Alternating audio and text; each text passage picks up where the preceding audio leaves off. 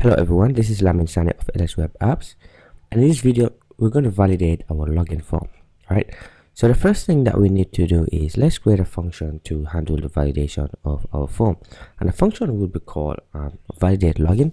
So let's come to our functions.php and just create that function. So function validate login, and it's going to take one argument, and the argument is the details, that is whatever we posted to that process login page. So let's say details. Okay, so in there let's create a variable which holds the list of inputs to be validated. So let's say to be validated, and it's going to be an array, and we want to validate the username, and we want to validate the password. Okay, so let's create a variable called errors, and the errors will be an empty array. Okay, so now let's loop over the fields to be validated. Let's do for each to be validated as input. Okay, so we want to check just some basic validation whether the fields are not empty. Okay, so what we want to do is we say if not is set details, and then since this is going to be a post variable, what we want to do is we want to accept we want to get the current username or password. So whilst we're looping over, we're going to access each of those elements. So let's get that from the post global variable or array. So let's say details input. If it's not empty, or so if it is not set, or the length of it is 0, so let's do string length, and then let's do details, and then input. If it is equal to 0, that is. Okay, so let's do a triple equal to 0, and then so then we're gonna say errors, and then we're gonna say input. So we're gonna set an error which is the same name as this inputs. Okay, it's equal to, so in double quotes, let's just evaluate input cannot be empty.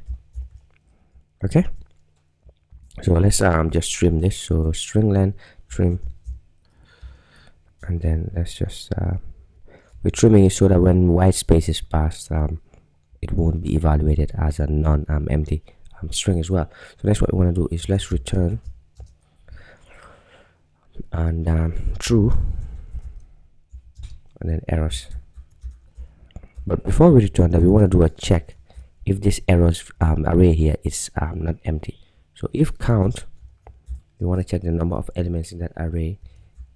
So we do if count errors is not equal to 0, because it has to be 0 initially. So if any of these are being set here, the errors inside of this array here, then we want to return an array which is first element is false, and then we want to return errors. Okay, so here we're checking if the count there's some item set in the array. We want to return an array which is false, and then the errors in the message. But if it is empty, that is its length is 0, then we want to return true, and then we want to just return an array. We don't even have to return this, but let's just return it for consistency's sake. Okay, so next let's go to our process login page here, and what we need to do is we need to call in these validations there. Okay, so right after we are retrieving our username and password, before we find the user, let's do some validation. So let's say the validation equals to validate. So let's call that function that we created validate login, and then we're going to pass in $_post. Okay, so now this is going to return as an array, if you remember what's inside of this function here a moment ago. So we want to do a check if not validation. Remember, the first element of the validation is what contains the boolean true or false. So if that first element is not true, we want to say errors, error equal to http build query. Basically what that does is takes an array and turns it into get parameters. Okay, so we want to pass that an array which has a key of error, and this will become apparent why we're doing this in a moment. So validation.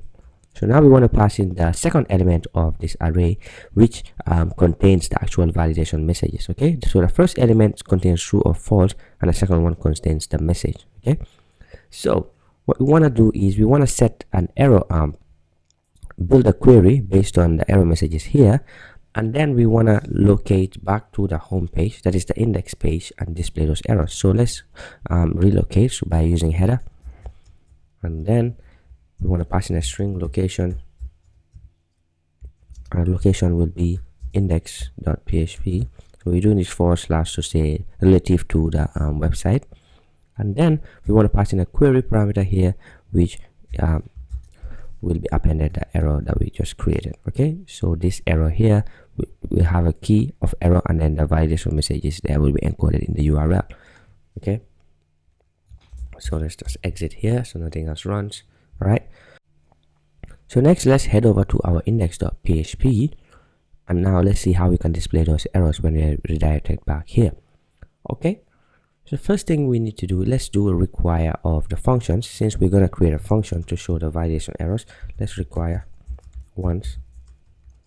Okay, so we require functions.php. Okay,